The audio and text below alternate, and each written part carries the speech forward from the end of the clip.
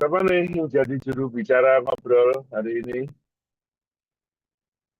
Oh ya, izin Prof, dari kelompok satu, beranggotakan 3 orang. Saya sendiri, Pak Haris, dan Pak Samsul. Oke, yuk, Mohon izin Prof untuk mulai. monggo, mari, mari. Baik, terima kasih. Assalamualaikum warahmatullahi wabarakatuh, dan selamat sore menjelang malam rekan-rekan di Indonesia Barat. Kalau di Indonesia Tengah mah udah gelap. Baik, di kesempatan pertama di pertemuan ketiga ini kami kelompok satu akan memantik diskusi kita mengenai analisis kerentanan dan bahaya dan kerentanan iklim. Saya izin share. Nanti secara bergantian kami selama membagi tugas kami bertiga untuk mengambil beberapa sesi penjelasan dalam satu presentasi yang utuh. Hmm, ya.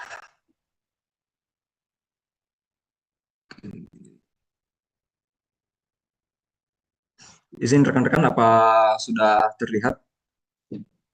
Ya, Jelas, jelas. Thomas.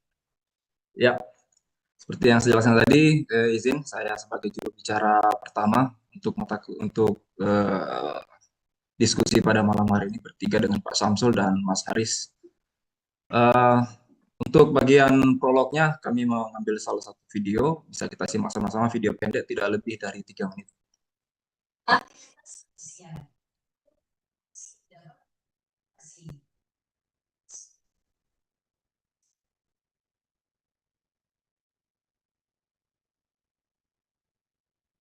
Ini ada suaranya, Pak.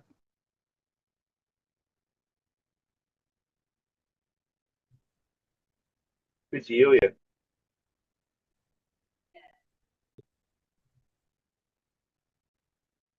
Izin Pak Yusuf, memang tidak ada suaranya ya? Ya, oh, tidak ada Tidak ada suaranya suaranya ya? ya? Oh, maaf. Oh, tidak ada suaranya ya? Oh, gitu. Oh ya, maaf. Hilang aja. Ini terdengar enggak ya? Enggak ya? Soalnya belum diaktifin tuh, Mas. Speakernya.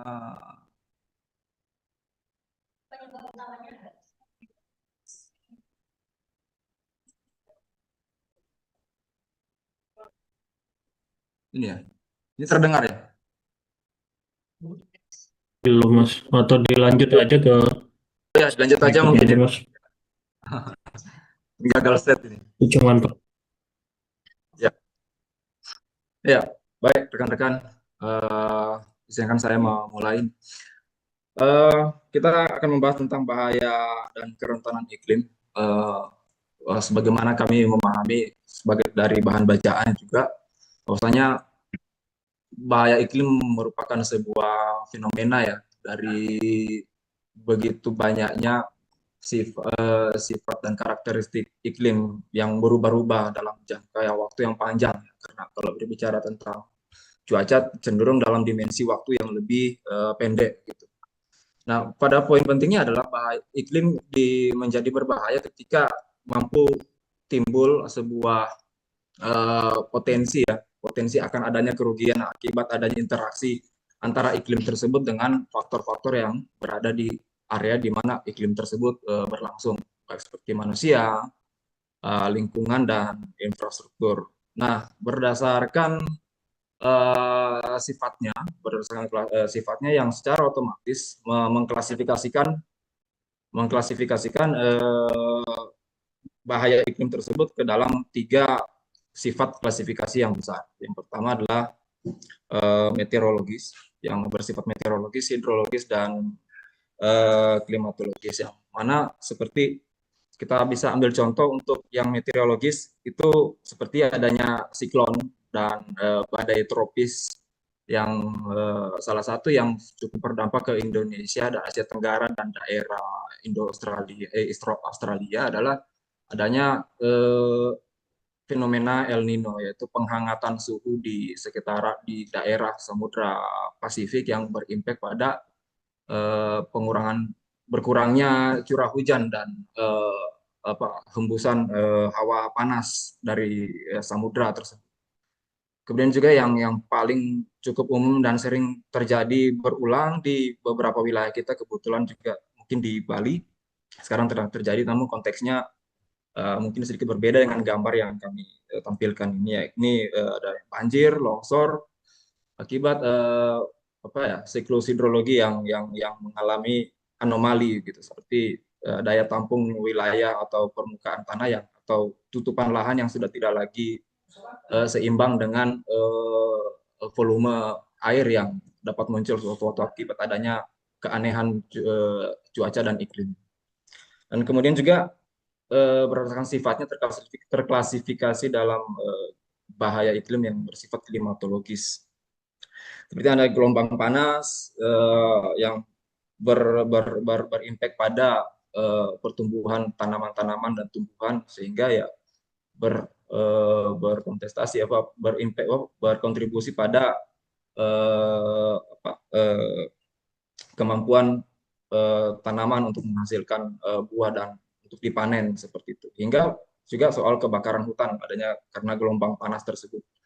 Di samping adanya pembukaan lahan dan pembakaran, namun kondisi hawa panas tersebut juga memberikan ruang untuk lebih mudah terjadinya perluasan area yang terbakar. Nah, gitu. Kita lanjut dari bahaya iklim, kita masuk ke kerentanan iklim. Kerentanan di sini dimasukkan sebagai sebuah kondisi di mana tingkat kepekaan atau ketidakmampuan itu diukur sebagai bagian dari respon adanya bahaya iklim tersebut gitu. Atau biasa apakah masyarakat atau suatu komunitas tersebut mampu coping terhadap adanya bahaya yang mengancam ya, bahaya yang dihadapi tersebut ya. Tapi dalam konteks ini adalah bahaya iklim gitu. Berbicara tentang kerentanan iklim itu ada tiga indikator ya. Mungkin saya sebut indikator atau parameter yang biasanya dijadikan sebagai alat untuk mengukur seberapa rentan atau seberapa terpaparnya atau seberapa responnya, seberapa besar respon dari suatu sistem tersebut terhadap adanya bahaya iklim. Pertama adalah paparan, yaitu tingkat keterdedahan atau tingkat seberapa berinteraksi antara adanya bahaya tersebut dengan suatu sistem, baik itu komunitas, kemudian infrastruktur dan lain-lain. Secara sederhana ini dimaksudkan seberapa dekat hingga berinteraksi sebuah bahaya tersebut terhadap suatu sistem yang sedang berjalan, baik itu daerah, provinsi, kabupaten, atau bahkan negara seperti itu.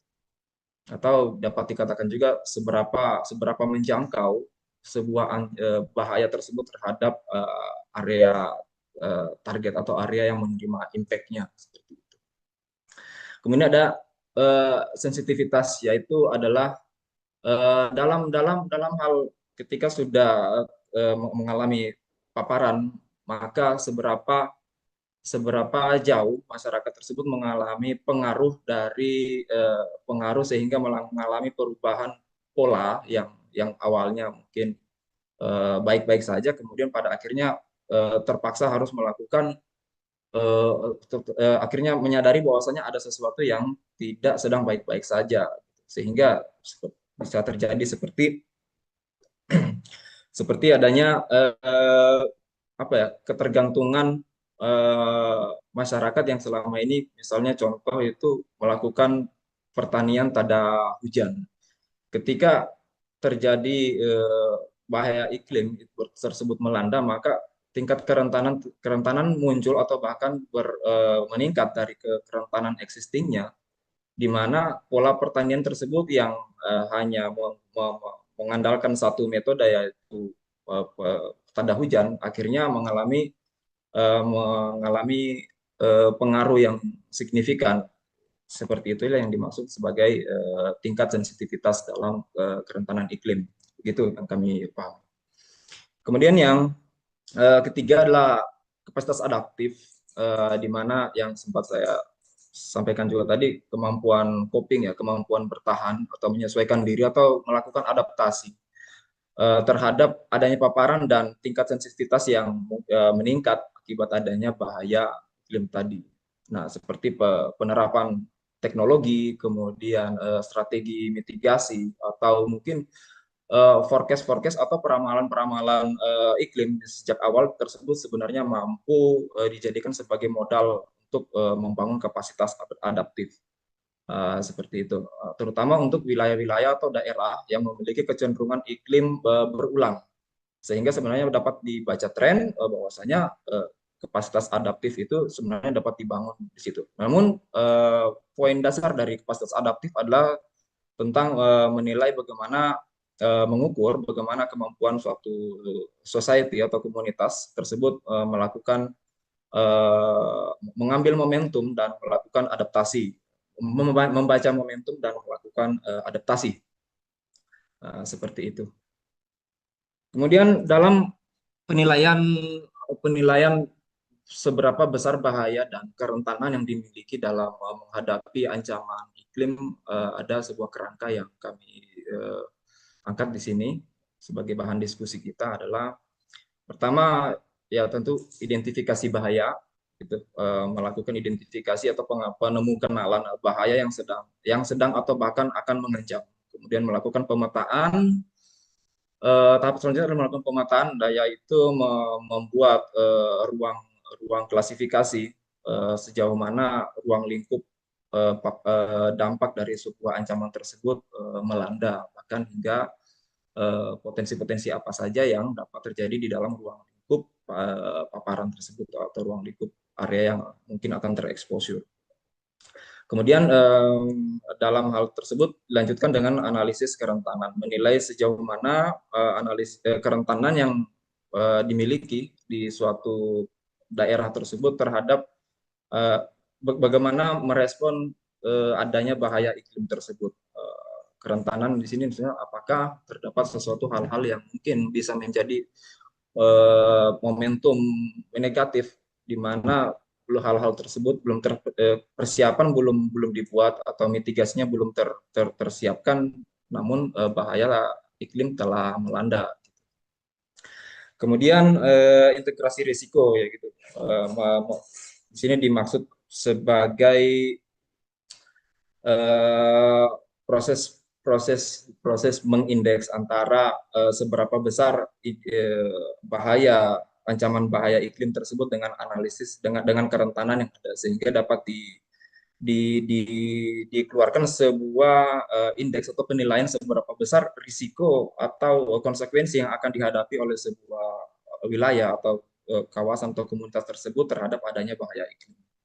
Ya, kurang lebih seperti hubungan antara persamaan risiko juga seperti itu kami pikir. Kemudian yang terakhir dalam kerangka analisis penilaian bahaya dan kerentanan iklim ini adalah rekomendasi adaptasi dan langkah mitigatif yang didasarkan pada hasil dari integrasi risiko, pengindeksan konsekuensi tersebut, hal-hal apa yang dapat cocok dengan sumber daya dan kemampuan yang dimiliki dan daya coping masyarakat untuk memitigasi adanya ancaman bahaya iklim tersebut. Nah, gitu. Itu lanjut, ada beberapa faktor yang dianggap berkontribusi dan mempengaruhi ikut berkontribusi dalam adanya munculnya bahaya dan kerentanan iklim ya. Pertama adalah fisik lingkungan, kedua sosial dan ekonomi, dan kelembagaan kebijakan. Dari faktor fisik dan lingkungan ini melingkup pada misalnya tutupan kondisi geografis, tutupan lahan, kemudian degradasi atau perubahan lingkungan seperti itu. Bahkan dalam kondisi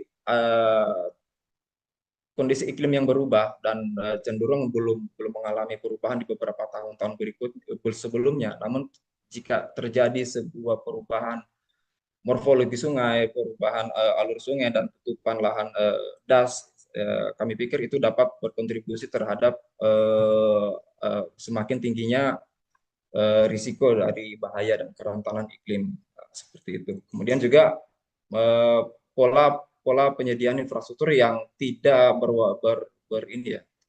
infrastruktur yang tidak dirancang mitigatif atau tidak mampu diprediksi apakah struktur tersebut mampu bertahan terhadap adanya paparan bahaya iklim. Kemudian dari sosial ekonomi, ya faktor kemiskinan dan ketergantungan terhadap salah satu sektor penghidupan yang monoton itu juga dapat berkontestasi terhadap besaran pengaruh bahaya dan kerentanan iklim ini, gitu. Seperti apabila terdapat daerah yang memang memiliki kerentanan mengalami masalah pengairan, irigasi dan lain-lain, seperti di awal tadi area-area yang cenderung memanfaatkan pengairan melalui pada hujan. Model-model seperti itu adalah model sosial ekonomi yang menurut kami itu memiliki kecenderungan tinggi dapat meningkatkan pengaruh dari bahaya dan kerentanan iklim. Nah, seperti itu. Kemudian ya selain pertanian juga tentu sektor perikanan juga pasti akan berdampak ya, gitu, karena apalagi wilayah-wilayah hampir semua pulau di Indonesia itu memiliki komunitas masyarakat nelayan, gitu, yang tentunya pasti mendapatkan impact juga dari adanya bahaya kerentanan iklim. Kemudian faktor ketiga ya adalah kelembagaan dan kebijakan, gitu.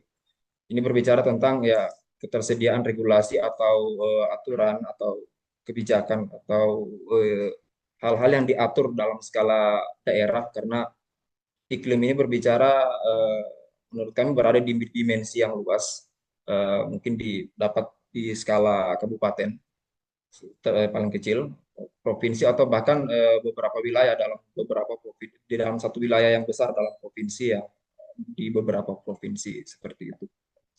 Apakah ada peraturan bersama yang merujuk pada aksi-aksi mitigatif yang sama atau aksi-aksi preventif yang sama, hal-hal tersebut dapat berpengaruh terhadap kesiapan masyarakat menghadapi bahaya dan kerentanan iklim, gitu. Kemudian juga kapasitas daerah, tentunya kapasitas daerah yang juga masih tarik menarik dan sosial ekonomi dan fisik lingkungan menurut kami. Kapasitas daerah dalam merespon adanya bahaya dari iklim tersebut tentunya berbeda-beda berdasarkan sumber daya yang dimiliki dan kondisi ekologisnya, seperti itu. Antara mungkin di daerah Sulawesi pada umumnya, Kalimantan dan Jawa tentunya berbeda, karena ya bagian tutupan lahan, kemudian morfologi sungainya, kemudian juga kecenderungan suhu dan iklimnya juga berbeda.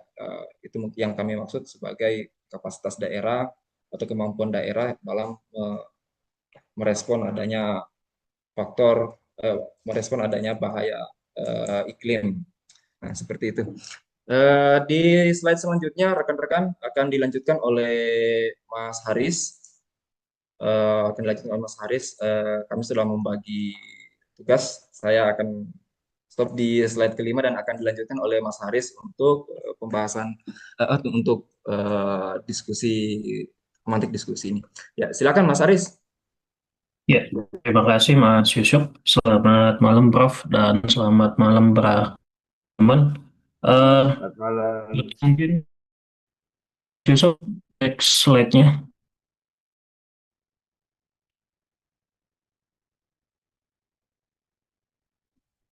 Slide-nya belum, Mas Yusuf. Iya, kayak diem. Ya, ambil dilanjut aja. Mungkin berikutnya mencoba terkait di kasus kerentanan ataupun bahaya iklim ini. Salah satunya contohnya mungkin sudah disinggung di mata kuliah kemarin malam sama Pak Ete, yaitu tentang banjirop di wilayah Pantura, terutama untuk di wilayah kebetulan saya di Semarang sendiri, bahwasannya eh, ini merupakan langganan ya, ibaratnya memang hampir setiap terjadi hujan di wilayah Sayung dan hingga ke Demak itu eh, banjirop ini selalu terjadi ya.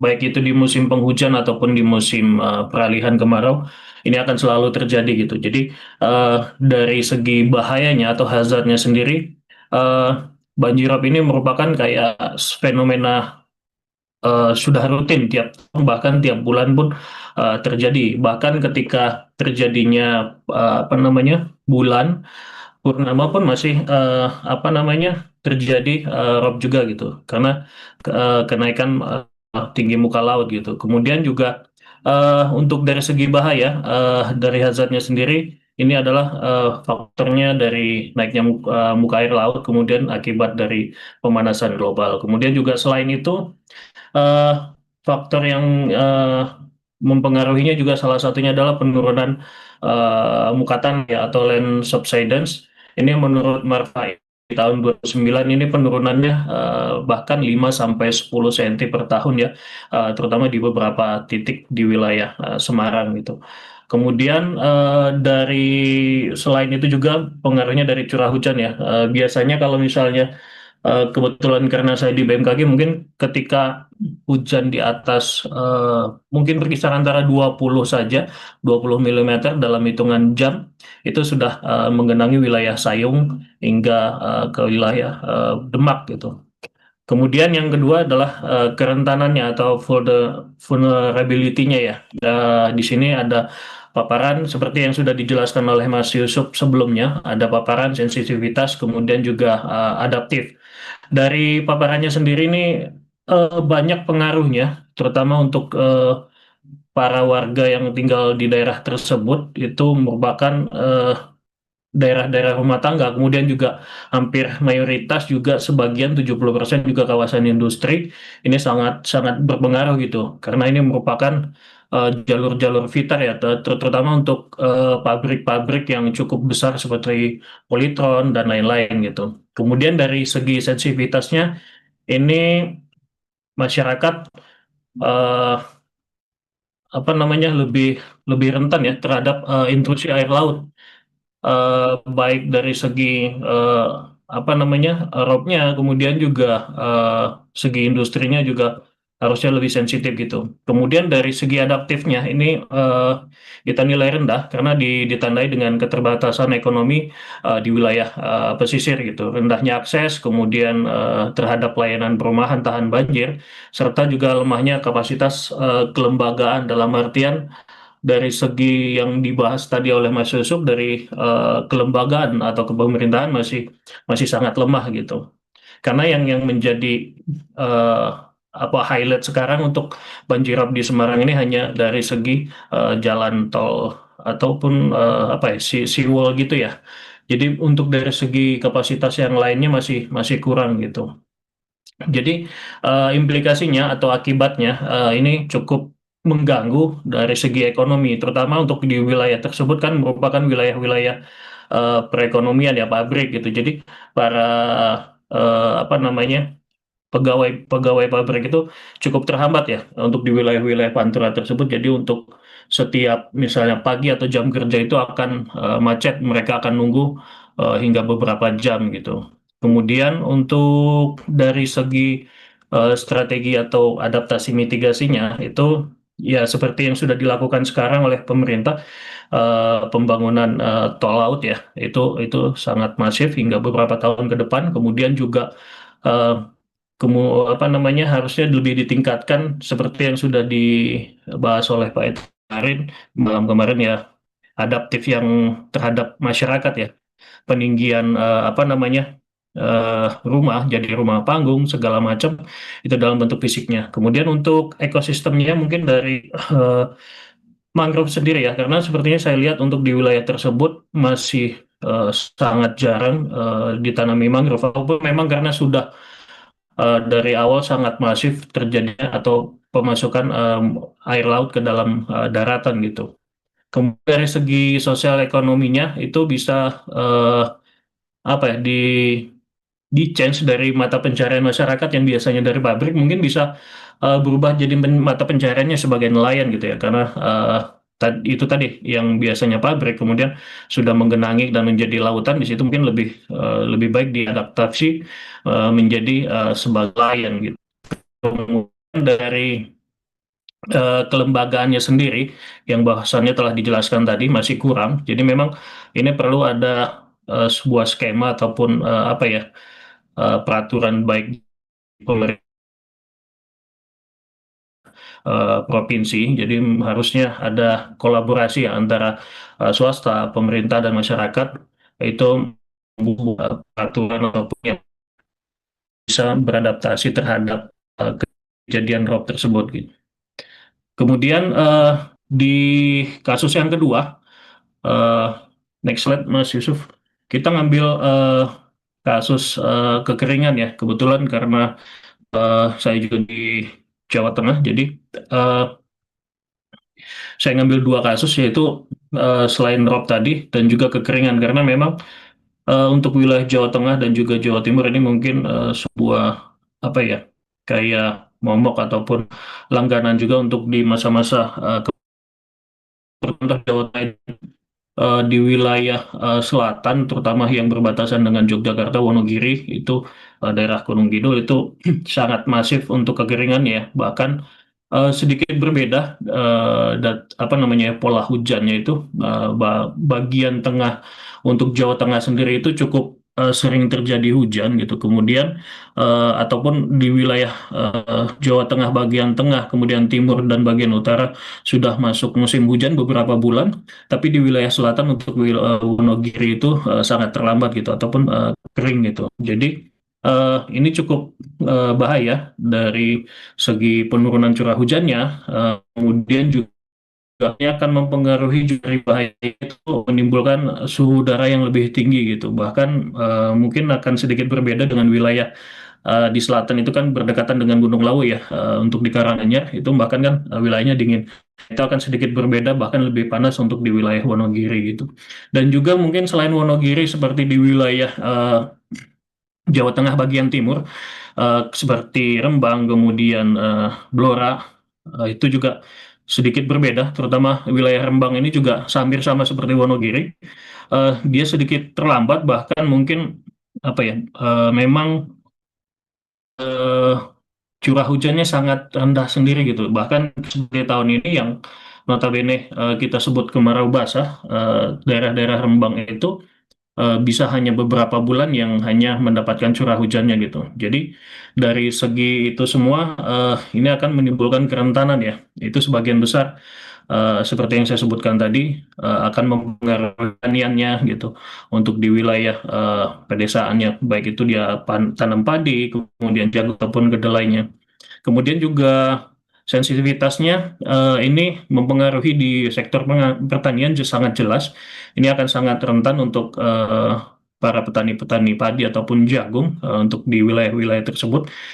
Kemudian untuk kapasitas adaptifnya ini sangat rendah. Jadi petani ini memiliki keterbatasan akses ya, terutama untuk teknologi irigasi, jadi sangat masih kurang.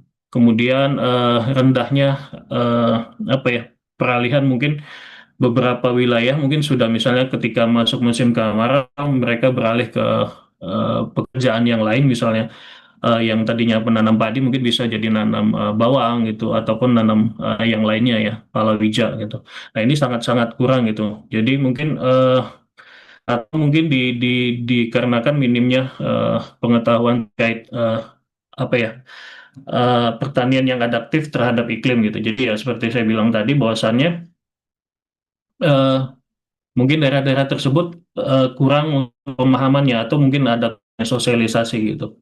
Kemudian untuk implikasi atau akibatnya, jadi kekeringan ini bisa menyebabkan gagal panen ya, ataupun penurunan produktivitas pertanian. Ini sehingga bisa merugikan dari segi sektor pertanian gitu. Kemudian untuk strategi adaptasi atau mitigasinya sendiri mungkin eh, Contohnya mungkin bisa pembuatan sistem irigasi hemat air, mungkin Pak Nino mungkin lebih lebih ya, mendalami bidang tersebut gitu, karena seperti pemaparan malam kemarin juga yang di mata kuliah apa itu, mungkin Pak Mino lebih lebih ini lebih bidangnya gitu. Kemudian untuk dari segi adaptifnya mungkin penerapan varietasnya ya, mungkin seperti eh, apa namanya, kalau misalnya daerah-daerah kering mungkin seperti yang di-share oleh Pak Ete tadi pagi di YouTube-nya Tribun Jateng, bahwasanya untuk di wilayah Jogja kan itu ya, jadi mungkin bisa kita adaptif, dari tanah kars itu bisa ditanam oleh tanaman apa ya, saya lupa tadi pagi saya tonton bahwasannya itu kan seperti itu ya contohnya. Jadi ketika ada sesuatu yang tidak bisa ditanam, mungkin kita bisa mencari alternatif lainnya tanaman yang bisa kita tanam gitu. Kemudian dari segi kelembagaan itu harusnya ada penguatan kelompok tani untuk di wilayah-wilayah yang memang langganan jadinya kekeringan gitu. Kemudian next slide Mas Yusuf. Untuk sebagai analisis komparasi kasusnya, bahwasannya banjirop dan banjirop dan kekeringan ini sangat beda. Jadi dari segi pengaruhnya, banjirop ini memang jelas dipengaruhi oleh faktor geografis, dia di wilayah pesisir atau land subsidence, kemudian juga ada kenaikan kenaikan muka laut, air muka laut. Dan kemudian kalau untuk kekeringan sendiri ini lebih dipicu oleh varietas iklim global seperti El Nino, kemudian gelombang atmosfer. Contoh yang apa namanya, yang membuat kering itu adalah ya ketika tidak adanya gangguan secara masif gelombang atmosfernya, jadi memang untuk wilayah yang tidak diganggu jadi akan menjadi lebih kering. Atau memang seperti yang telah dibahas di awal oleh Mas Yusuf, ketika terjadi siklon, ketika siklon itu di wilayah utara, nah di wilayah kita di wilayah selatan akan cukup kering gitu, jadi akan mengalami curah hujan. Kemudian yang kedua itu kerentanannya, ini wilayah RAP ini cenderung berdampak ke wilayah perkotaan ataupun yang vital gitu. Namun kalau untuk kekeringan ini lebih berdampak pada sektor pertanian gitu. Dan mungkin selanjutnya bisa disampaikan oleh Mas Syamsul sebagai penutup dari pemaparan ini. Monggo Mas Syamsul dilanjut. Baik, terima kasih Mas Haris. Next slide Mas Yusuf. Suara saya selalu kedengaran ya. Ya, kembali ke konteks pertemuan hari ini, kita bicara soal pengantar untuk mata kuliah analisis dan bahaya kerentanan iklim. Analisis bahaya dan kerentanan iklim. Secara umum ada beberapa poin yang kemudian kita pandang bisa kita catat sebagai kesimpulan dari penjelasan di awal bahwa bagaimanapun ya tentu saja tujuan dari mata kuliah ini adalah membangun perspektif atau pengetahuan dari kita terkait dengan bagaimana strategi dalam upaya-upaya mengatasi atau mengurangi ancaman bahaya dan kerentanan iklim. Ada setidaknya 5 rekomendasi program yang diusulkan ya berdasarkan hasil diskusi, mulai dari pembangunan struktur fisik, pengelolaan lingkungan, peningkatan kapasitas sosial ekonomi masyarakat, kebijakan dan kelembagaan, dan juga pemberdayaan masyarakat. Kalau kita lihat Bapak Ibu sekalian, teman-teman sekalian, dari kelima poin yang kita rekomendasikan ini sebenarnya kita pecah terdiri dari dua bagian besar. Bagian yang pertama adalah tentu saja bicara terkait dengan mitigasi perubahan iklim, di mana tujuan utama dari mitigasi adalah mengurangi faktor resiko pemicu pemanasan global ya, dengan mendorong perubahan pola konsumsi energi dan seterusnya yang pada intinya adalah menahan agar permukaan suhu bumi itu tidak melebihi dari ambang batas kemanusiaan yang sudah ditetapkan secara saintifik gitu. Yang kedua adalah kita lihat di sini ada poin-poin terkait dengan peningkatan kapasitas sosial ekonomi, kebijakan kelembagaan, pemberdayaan masyarakat yang tentu saja orientasinya berada dalam gugus strategi yang disebut sebagai adaptasi perubahan iklim yang kalau sederhananya tadi beberapa kali diulas juga oleh Mas Yusuf dan juga Mas Haris terkait dengan uh, uh, kemampuan adaptif dari masyarakat ya, karena uh, intinya kalau kita bicara soal analisis bahaya dan kerentanan iklim, kita tengah berbicara tentang bagaimana kita mengelola kehidupan kita di tengah kobaran api yang membara gitu. Jadi di satu sisi kita harus fokus pada memadamkan apinya, tapi di sisi lain kita juga harus di samping memadamkan apinya, kita juga harus kemudian istilahnya itu eh, menggali sumber mata pencaharian untuk bertahan hidup. Jadi umat manusia hari ini ilustrasinya seperti itu ya. Mungkin bisa analoginya adalah hidup di tengah kobaran api pemanasan global yang mau nggak mau dipaksa untuk fokus pada memadamkan sumber pemanasannya dan sekaligus juga membangun kemampuan adaptifnya, karena bagaimanapun situasi bumi di masa yang akan datang sudah pasti akan berbeda dengan apa yang pernah terjadi di masa-masa sebelumnya. Yang kedua, Bapak Ibu dan teman-teman sekalian, analisis bahaya dan kerentanan iklim adalah satu disiplin ilmu yang pada dasarnya disiplin ilmu yang multidimensi. Jadi di sini analisis dan bahaya dan kerentanan iklim mencakup berbagai macam disiplin yang pengetahuan yang coba dibingkai dalam satu percakapan mengenai iklim. Jadi di dalamnya kalau tadi teman-teman lihat ada berbagai disiplin termasuk teknologi, ekonomi, sosial, kebijakan dan seterusnya yang satu dengan lainnya sebenarnya saling mempengaruhi untuk membentuk kapasitas masyarakat yang lebih baik menghadapi ancaman iklim. Dan yang ketiga, sebagai disiplin ilmu yang multidimensi, analisis bahaya dan kerentanan iklim juga adalah satu disiplin ilmu yang terus bertumbuh ya, yang berkembang, bertumbuh dan terus akan jadi setiap saatnya kita akan menemukan hal-hal baru yang barangkali akan memperkaya perspektif kita atau hasanah pengetahuan kita mengenai ancaman dan bahaya kerentanan iklim. Jadi catatannya itu teman-teman ada kami melihat ada setidaknya 5 rekomendasi strategi pengurangan bahaya dan kerentanan iklim. Yang kedua adalah kelima poin ini sebenarnya adalah terdiri dari 2 strategi utama, yaitu mitigasi dan adaptasi perubahan iklim yang kita lihat dengan hal ini kita memandang bahwa ya pada dasarnya mata kuliah yang sedang kita geluti adalah mata kuliah yang multidisiplin yang juga masih terus tumbuh berkembang dan bisa jadi di masa-masa perkuliahan kita akan menemukan hal-hal baru yang temuan-temuan baru yang akan memperkuat pengetahuan kita mengenai ancaman bahaya dan kerentanan iklim.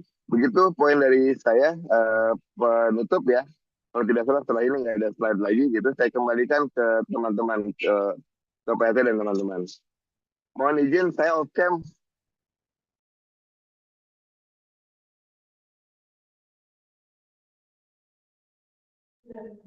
Yuk, silakan.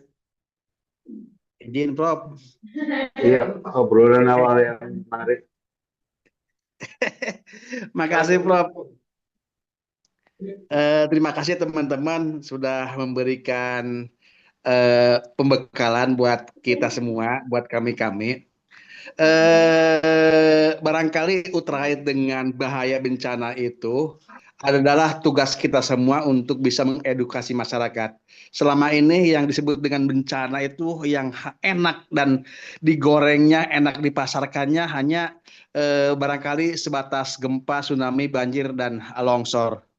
Nah, bahaya terkait dengan kerentanan perubahan iklim juga sangat sama bahayanya. Barangkali juga sekali lagi tugas kita untuk bisa mengedukasi masyarakat secara umum. Saya setuju dengan yang disampaikan oleh Pak Haris tadi, bahwasanya sebagian besar masyarakat Indonesia itu masih belum mengetahui terkait dengan cuaca dan iklim. Kami sebagai insan BMKG setelah memberikan edukasi, pelatihan ataupun sosialisasi kepada sebagian kelompok tani melalui kegiatan sekolah lapang iklim. sekolah iklim. Namun negara ini kan cukup luas, sehingga yang kami edukasi itu hanya sebagian kecil kelompok tani, dan sebagian besar lagi tidak tersentuh. Dan sifatnya kita-kita ini, informasi ini enggan ataupun agak sedikit malas untuk mencari, untuk menggali informasi-informasi. Dan sifat kita ini hanya bisa disuapin. Jangankan masyarakat kecil pedesaan ataupun para petani yang biasa hidup di kebun, di sawah. Ini ada suatu kasus tempo hari bahwasanya pemilik perusahaan jagung yang ada di Gorontalo itu, Prof, itu ke kantor itu menanyakan informasi terkait curah hujan. Mereka sendiri tidak tahu iklim yang ada di suatu tempat. Jadi selama ini mereka memberikan bantuan bibit jagung itu kepada masyarakat salah waktu. Pada saat mereka memberikan bibit, ternyata bibitnya tumbuhnya tidak subur karena kekurangan air ataupun kelebihan air dan gitu. Akhirnya alhamdulillah setelah kami memberikan sedikit pencerahan terkait dengan kondisi ataupun iklim hujan, mereka sekarang untuk memberikan bantuan bibit jagung ada sedikit ada pengetahuan. Nah, sedikit menanyakan ataupun akan terkait dengan yang disampaikan sama Pak Yusuf tadi. Tadi Pak Yusuf menyampaikan bahwasannya ada 3 faktor yang mempengaruhi terkait dengan bahaya kerentanan iklim. Salah satunya fisik, lingkungan, sosial, ekonomi, dan kebijakan ya. Nah, yang saya tanyakan kepada Pak Yusuf itu, kira-kira dari 3 faktor ini mana yang kira-kiranya yang lebih mendominasi terkait dengan kerentanan perubahan iklim itu, Pak Yusuf? Terima kasih. Sementara itu, Pop. Makasih. Assalamualaikum. Ya, baik. Terima kasih Pak Joni pertanyaannya. Dari ketiga faktor sebenarnya kalau saya melihat yang mana paling berkontribusi ya, sebenarnya tergantung juga pada jenis ancaman iklimnya dulu gitu. Tapi kalau secara umum jika dari menurut pendapat dan pengalaman saya,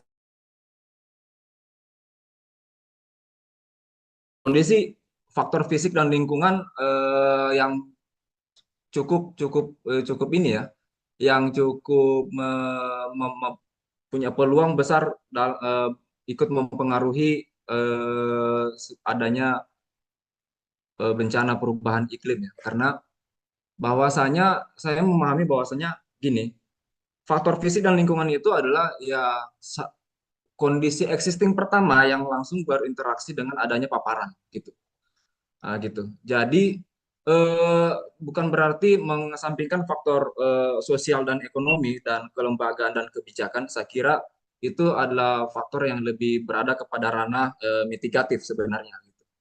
Mitigatif dan preventif. Tetapi yang saya catat sebagai modal awal ketika paparan atau exposure dari bahaya itu terjadi adalah faktor fisik dan lingkungan. Apakah kondisi fisik dan lingkungan tersebut berada dalam kondisi punya kapasitas untuk mampu merespon atau menyesuaikan diri atau setidak-tidaknya mengurangi besaran ancaman paparan tadi tersebut ya. Akan sebagai contoh akan berbeda konteks kalau misalnya seperti di Gorontalo yang lahan pertaniannya, kita ambil contoh, sekarang saya beberapa kali lewat sana, itu dominan pertanian jagung, tebu, yang dimana penguapan di lahan pertanian jagung dan tebu yang cukup terbuka seperti itu dan sama gitu, itu bukankah hal tersebut sebenarnya punya peluang lebih besar untuk mengalami paparan dari adanya ancaman iklim. Seperti itu. Akan berbeda dengan daerah-daerah yang tingkat kerapatan kanopi pepohonannya dan kondisi ekologisnya itu masih cenderung masih dalam kondisi alami. Sehingga mungkin sering mungkin orang sebut, mungkin jika mohon koreksi jika saya keliru, daya lenting suatu lingkungannya itu punya modal lebih banyak gitu menurut saya. Namun bisa jadi bahwasanya faktor sosial ekonomi juga bisa menjadi salah satu faktor yang lebih mempengaruhi, tergantung dalam kondisi. Bisa jadi faktor fisik lingkungannya oke-oke saja, tetapi justru dari masyarakat dan secara sosial tidak memiliki budaya untuk budaya adaptatif gitu, adaptasi gitu. Nah, sebenarnya cukup ini ya, cukup probability-nya cukup luas ya Pak Cucu. Tapi kalau menurut pandangan pribadi saya dan yang pengamatan saya, jikapun di antara tiga, maka saya berpikir bahwa faktor fisik dan lingkungan akan menjadi eh, layer pertama yang akan ikut terpengaruhi oleh adanya ancaman iklim. Begitu kira-kira Pak Cucu. Saya coba jawab. Mungkin teman-teman rekan-rekan yang lain ada yang mau menambahkan atau melengkapi, silakan. Terima kasih. Terima kasih Pak Yusuf.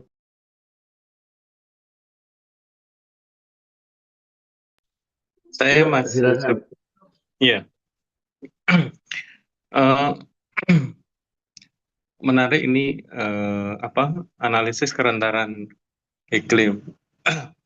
Tapi ini Mas, tadi yang dijelaskan itu saya kira cukup menarik. Nah, kalau di analisis kerentanan iklim itu kalau tidak salah, meskipun ini terminologinya berbeda, tapi di kerentanan iklim itu ada kerentanan itu berasal dari 3 faktor. Satu terkait dengan terpaparan, kemudian sensitivitas, kemudian kapasitas adaptif ininya. Nah, keterpaparan itu adalah keseluruhan lokasi yang terdampak kalau nggak salah. Tadi kalau di Jawa Tengah yang kekeringan itu berarti yang merah tadi ya, itu yang terpapar. Nah, di dalamnya itu ada sensitivitas. Sensitivitas itu tadi akan konsisten kalau kemudian pakai Pentagon Asset ya. Tadi sebenarnya sudah masuk ke Pentagon Asset, baru ke kapasitas adaptif. Nah, mungkin ya bahan-bahan yang kalau ada kajian risiko nampaknya akan bisa diambil dari situ sih ini ya. Kalau untuk lebih mempertajam menurut saya. Nah, kalau saya kira di beberapa lokasi mungkin sudah ada ya ininya referensi-referensi untuk menambah kekuatan data sampai ke analisis tinggi, rendah, sedang gitu ya ininya. Karena kalau di perubahan iklim orientasinya kan lebih pada bagaimana memproyeksikan ketika terjadi agar tidak terganggu, kan itu lebih ke pencegahan sih ininya di kalau perubahan iklim ya ininya. Nah, yang saya tanyakan tadi sumber-sumber datanya Mas, apakah kemudian kawan-kawan juga menggunakan data-data beberapa literatur atau kajian ya yang memunculkan data-data kuantitatif sehingga nanti bisa dianalisis ininya. Karena tadi yang disampaikan banyak, tapi yang di slide kok nggak ada data, atau saya yang kelewat ya, Mas Yusuf atau Mas Haris? Oh ya, izin menanggapi Pak Mino. Ya, kalau yang di bagian saya izin share screen ya, yang di ini tadi ya. Wah, mana tadi?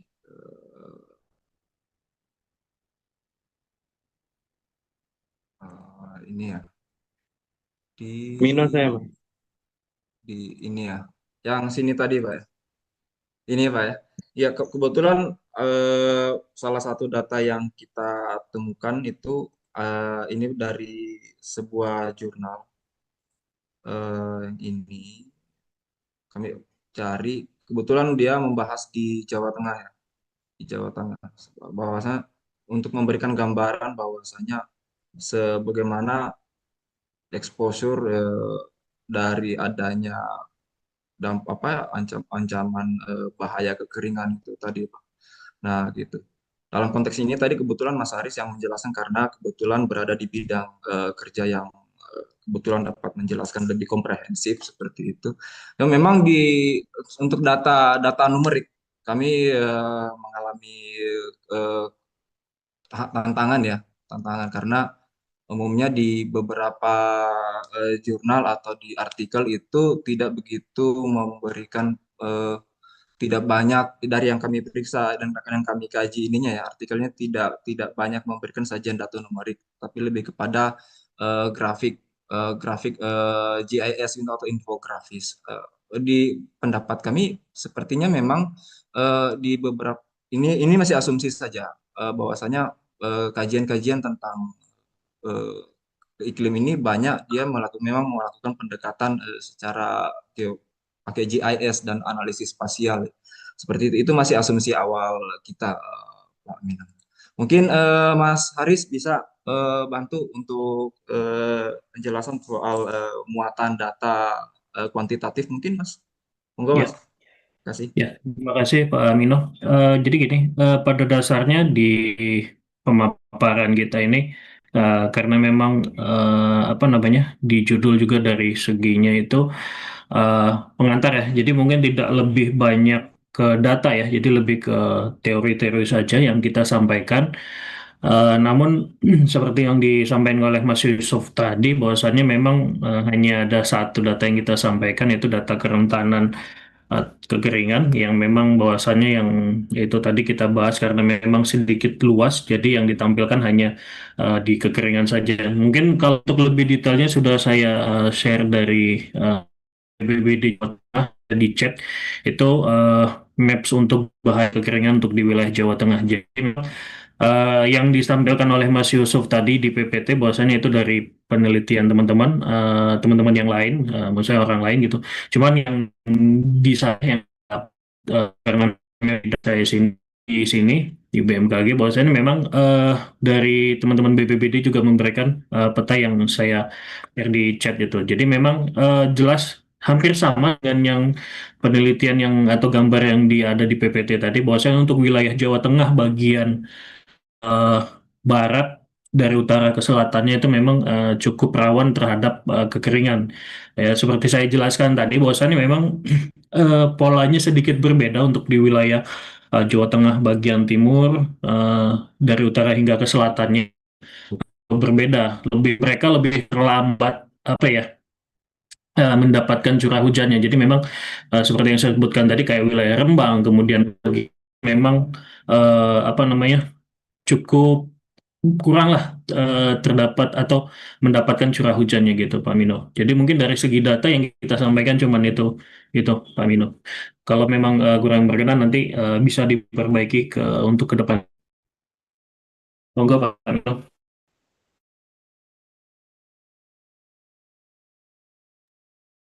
Izin menambahkan, saya baru kebetulan teringat juga bahwasanya model pendekatan menghitung risiko bencana baik dari perubahan iklim maupun kebencanaan seperti ya saya langsung masuk saja itu seperti ada KRB yang saya pikir kajian tentang ancaman bencana kekeringan di beberapa daerah kabupaten kota itu bisa dijadikan sebagai data juga dalam dalam studi-studi perubahan iklim gitu.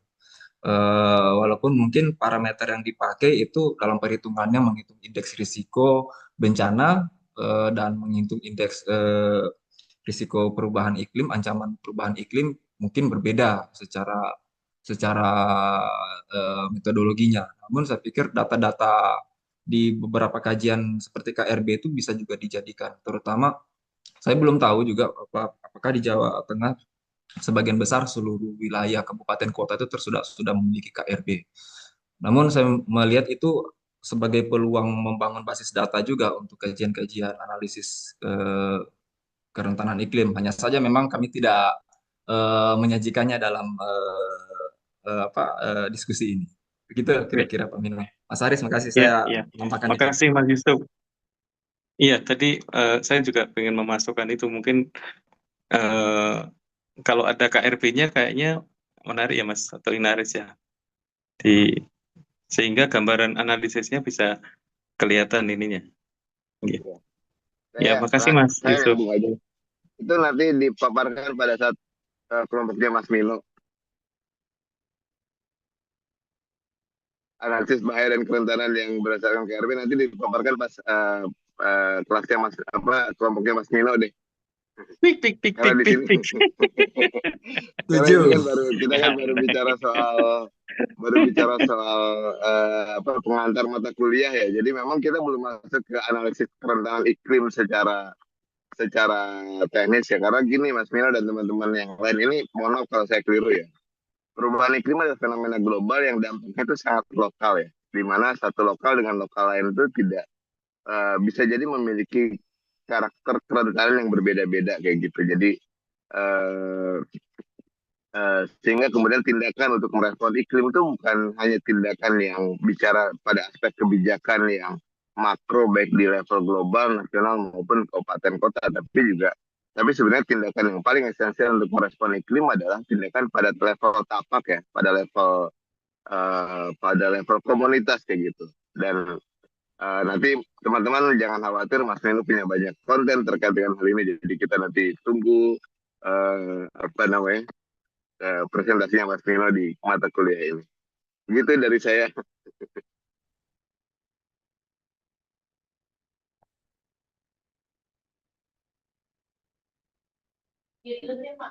Ya, ada lagi. Obrolan ini obrolan yang sangat menarik. Ya. Tapi perlu melihat skema rancangan pertemuan-pertemuan dari awal ke akhir, yang teman-teman juga nggak harus saklek gitu. Jadi kalau teman-teman lihat, sebenarnya ini memang pertemuan awal, tapi kan nanti kalau secara konseptual cukup gitu ya.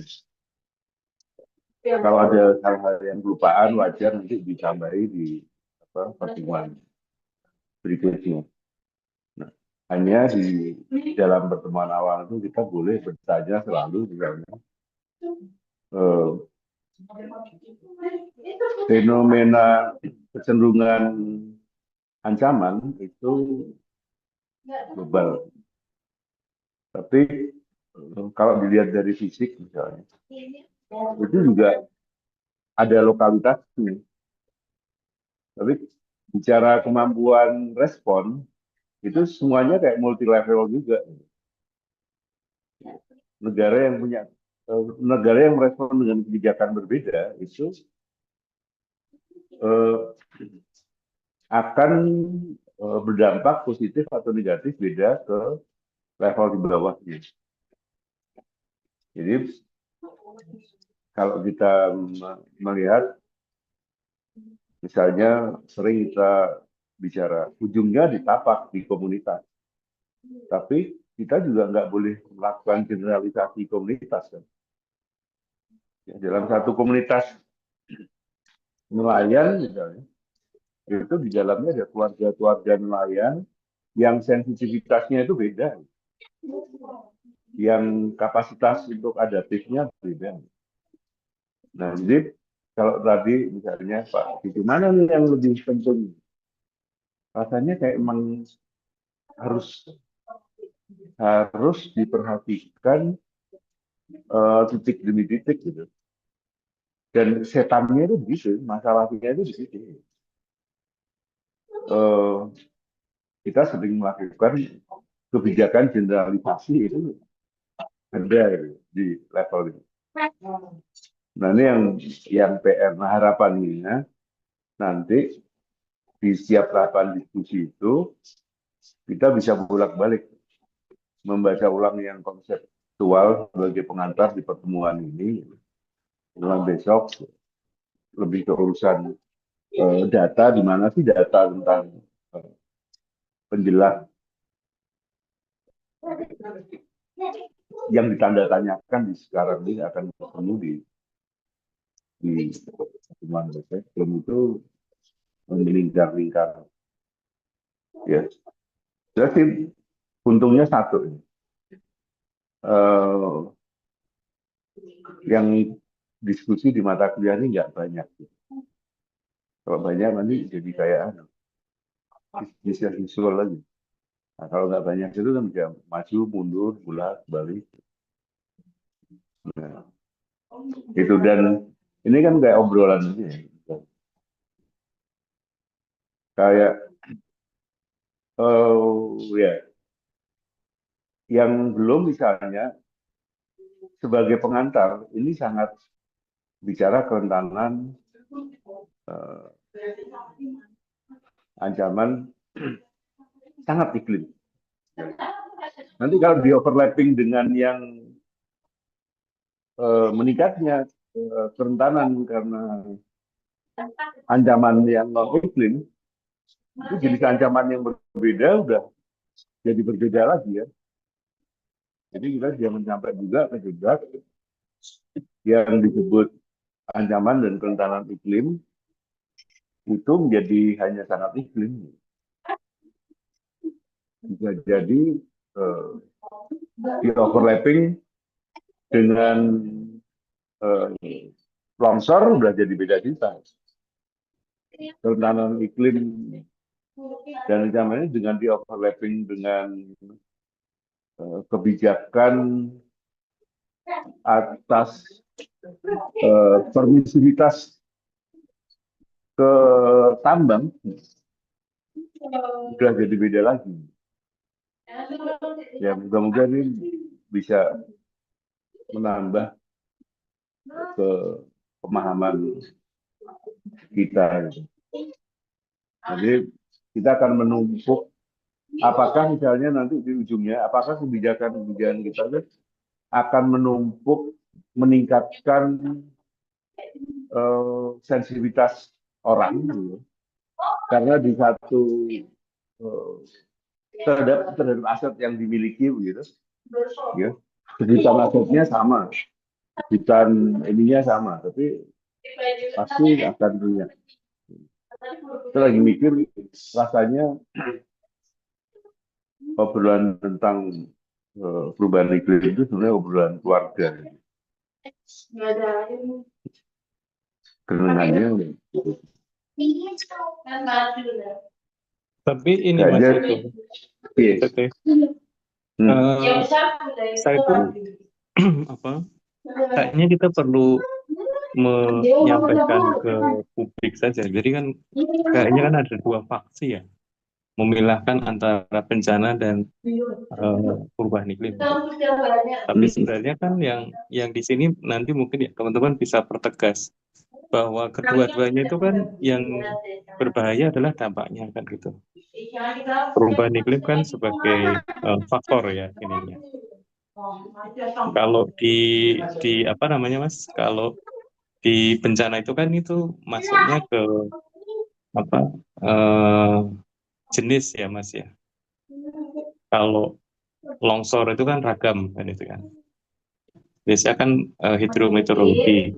Nah nampaknya di konsep ini perlu juga Mas di bahwa perubahan iklim itu adalah dampaknya itu ya bencana itu gitu ya di sisi konsep ya ini.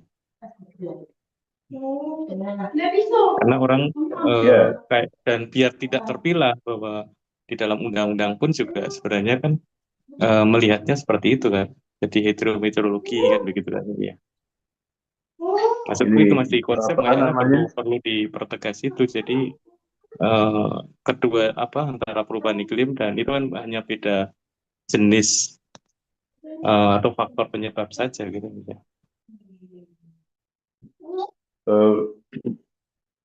Di masing-masing itu semua dalam pandangan saya itu melihat kertas kosong itu mau diisi apa. Jadi semua kertas kosong itu padahal kan tidak kertas kosong tapi inilah ada puzzle mosaik-mosaik yang berdirikan satu dan lain. Jadi ini udah kayak keterlanjuran cara melihat. Jadi kalau teman-teman di apa di bencana melihat iklim itu salah satu jenis ancaman saja, bahwa itu maksudnya bahwa perubahan iklim akan menjadi pemicu hidrometeorologi. Menarik sebenarnya kalau dilihat cara membaca yang sekarang itu memang batasnya lebih nggak tegas, jadi bisa overlapping. Kami bahwa iklim itu dimasukkannya sebagai pemicu kebakaran, pemicu hidrometeorologi. Jadi pemicu dan ada ancamannya memang di deskripsinya bisa topan, bisa badai, ya. Nah, itu di deskripsi ininya. Tapi ketika kita bicara bencana, itu sebenarnya bicara terhadap aset yang overlapping kena itu bisa ancaman yang dipicu dan atau berasal dari pembagian yang sekarang masih sering dipakai itu hidrologi ini, tapi itu kan nggak kertas kosong, jadi overlapping di dalamnya itu harus dipertimbangkan hal-hal yang iklim. Jadi bicara adaptasi perubahan iklim dan pengurangan risiko bencana atau pengelolaan risiko bencana itu juga menurutku harus dipahami semacam dua plastik begitu ya. Satu bernama api, satu bernama PRB, yang masing-masing punya istilah, nggak apa-apa bisa diterima gitu. Yang ujungnya risiko. Nah, ketika kita melakukan analisis itu harus overlapping, karena nggak ada tempat di dunia ini yang bebas hanya selembar itu, pasti dua lembar itu.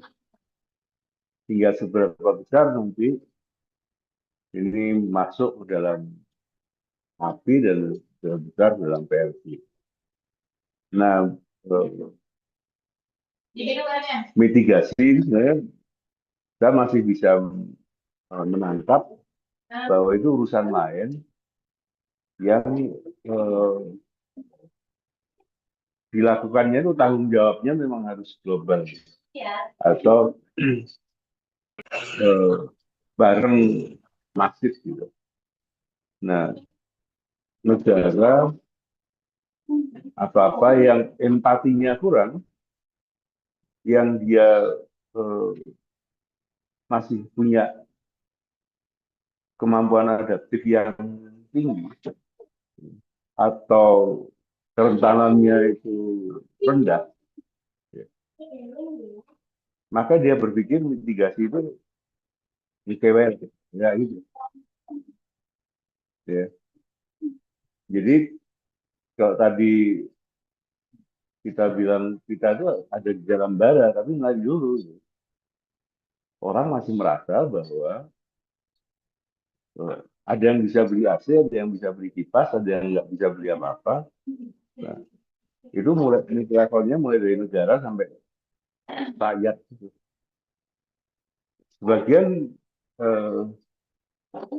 negara yang punya kapasitas tinggi itu nggak merasa penting, atau itu sampai ke bawah ya, sehingga nggak mengalokasikan sumber dayanya untuk itu. nggak merasa penting itu bisa jadi karena goblok gitu ya, atau memang cara melihatnya menarik. Terima kasih atas obrolan hari ini. Nah, minggu depan mestinya lebih horor lagi. Walaupun yang punya mandat video nanti kalau aku nganggur aku ikut lagi. Itu dulu aja ya. Kita cukupkan obrolan malam ini. Mungkin PR-ku ke teman-teman yang barusan itu ini. Ini biasa sih, biasa terjadi pada kita yang sering berkegiatan di ilmu itu. Bahan tayangnya itu tidak lebih baik dari yang diceritakan. Nah, itu. Jadi ceritanya banyak baik, lengkap. Bahan tayangnya tidak. PR-nya kayaknya kok gimana aja perlu ditambahi komponen-komponen yang diceritakan dalam bahan tayang sehingga kayak Lip sampaikan dengan lihat bahan tayang seorang sudah lebih itu ya. Yang punya yang Pak buka laptop tolong screenshot buat pertanggungjawaban satu saat ada yang lupa bilang di sepada dan macam-macam bisa buat bukti. Gitu aja. Makasih atas pertemuan hari ini. Sampai ketemu minggu depan. Kita foto dulu. Yuk, yang ada laptop silakan difoto. Oh ya, izin, mari saya bantu untuk fotonya, saya screenshot. Pak Mino, Pak Mino,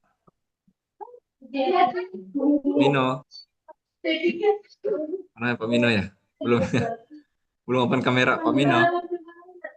Mino lagi kencing ke belakang. Oh ya udah. Kita ini Bapak Ibu ya. 3, 2, 1. Yes. Oke, makasih. Dah, siap. Yuk, Saya baik kirim ketemu. di grup. Terima kasih, Prof. Assalamualaikum. Ya. Yuk, Salam. Terima kasih Samsul. dengan Pak Mit. Mari.